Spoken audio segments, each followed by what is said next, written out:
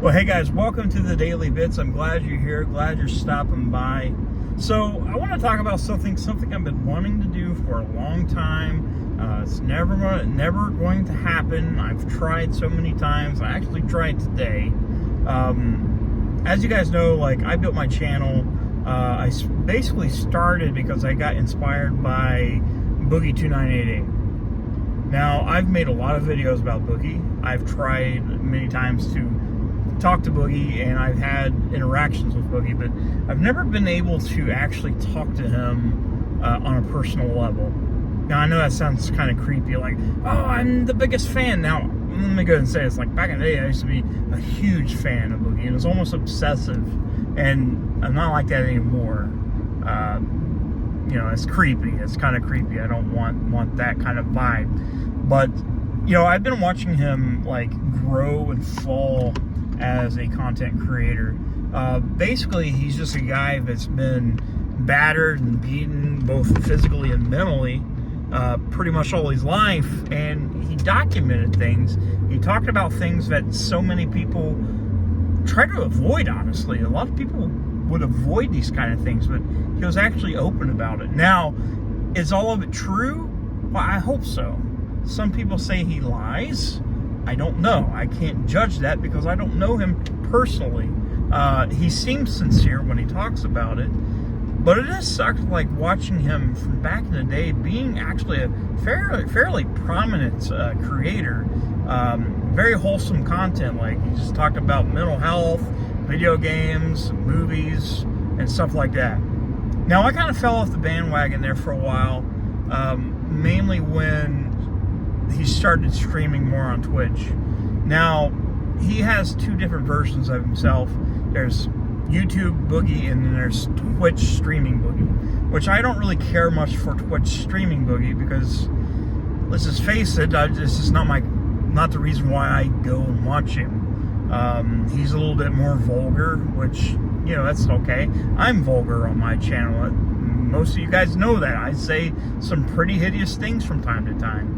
But watching him, like, going from YouTube to Twitch, it's just like watching two different people. I myself, I cringe watching the streaming stuff, but I also cringe looking at my stuff. But I'm not perfect, and he's not perfect. I wish that, he can climb back up to where he was before, and people would, treat him a little bit better. He's probably already conditioned by the time he puts out a video, well, I'm going to get this much hate. All these people are going to hate on me. They're going to be disgusting. They're going to dislike my videos, and they're going to say shitty things, and, I can't handle that. Me, I hear people that, I'll get sometimes comments, very rarely, from people being like, oh, you're fucking terrible, go kill yourself.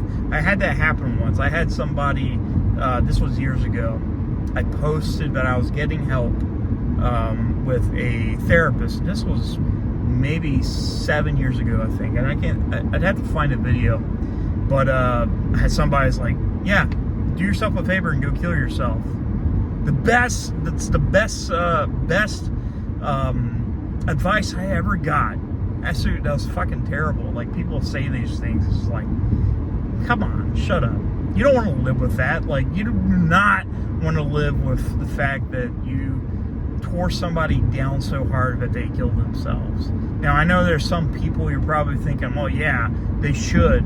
And, I think, I'm like, well, yeah, at least child molesters, rapists, murderers, the sick and deprived people that does not belong in society. I wouldn't say go kill yourself, but I would say please be locked up away from the public forever.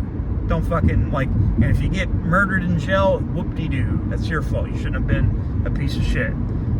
That's a pretty controversial thing to say, I think. That's a really controversial thing to say because, you shouldn't wish hurt on anybody, but there's some lines that I draw.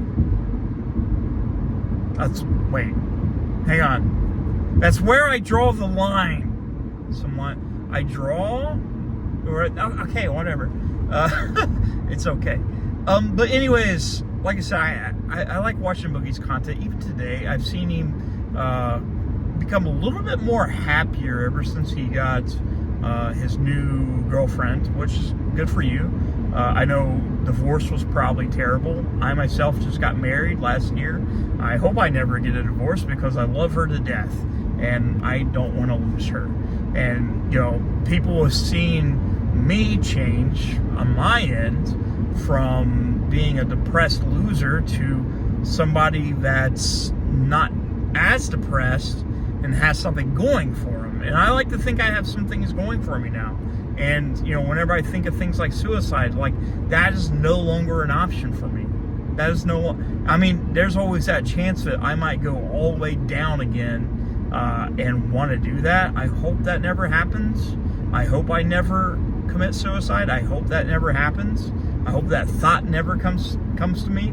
I was talking to a therapist today during our telemeeting, and, you know, I told her, you know, I have days where, you know, I'd be like, man, I don't want to be here on this planet anymore. Like, people hate me, all this, and your mind gets flooded with, like, terrible things. But I never, like, ever since I lost my friend, like, and seen the damage that does, and ever since I found Mrs. Bits and seen my mom and everybody suffer, I don't want to put anybody else through that shit. And Boogie's actually done that stuff himself. You know, there's been times where I've watched him and I'm like, man, he's not doing too good. And I want him to do good, right? I want Boogie to be good. I want him to not feel that way, because that's an awful way to feel. It's like, it's terrible. And I'm glad he has something going for him now. Like, I'm glad he has somebody to live for. Now, I think he still has these dogs, which he loves very much. But it is sad to see his YouTube career go down like it did. And people are just basically calling him a lolcow. Now, I'm not on that bandwagon. I don't understand that, because, you know, I know what lolcows are, and we know some in our community, but I never thought of Boogie being a lolcow. Maybe like Chris Chan, Chili, there's several others. I almost think maybe Logan Paul. I don't want to give Logan Paul a hard time, honestly. Like, people hate him. I don't hate Logan Paul. I don't. He's never done anything to me personally. But I do so badly want to have a chance to interview Boogie, like, on this channel. That's what I'd love to do. I'd love to be able to interview him just once. Just sit down with him and talk about, I don't know, whatever comes up. Mental health stuff, video games, you know, life, whatever. I know he's from this area. I think he came from Virginia. And he knows what Giovanni's is. So if you know what Giovanni's is, then, you know, that's a plus.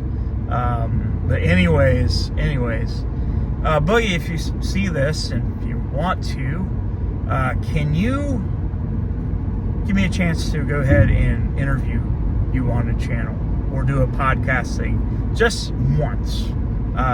Like I said, I would love to share your story on the channel. You've been an inspiration to me for many years. So yeah, just let me know if you want to. If you don't want to, don't reply. I'm sure you won't. If you're watching now and you'd like to see that, just at Boogie and be like, hey, why don't you join this guy? Just give me a chance to talk about shit, you know, whatever. All right, guys, I'll talk to you later.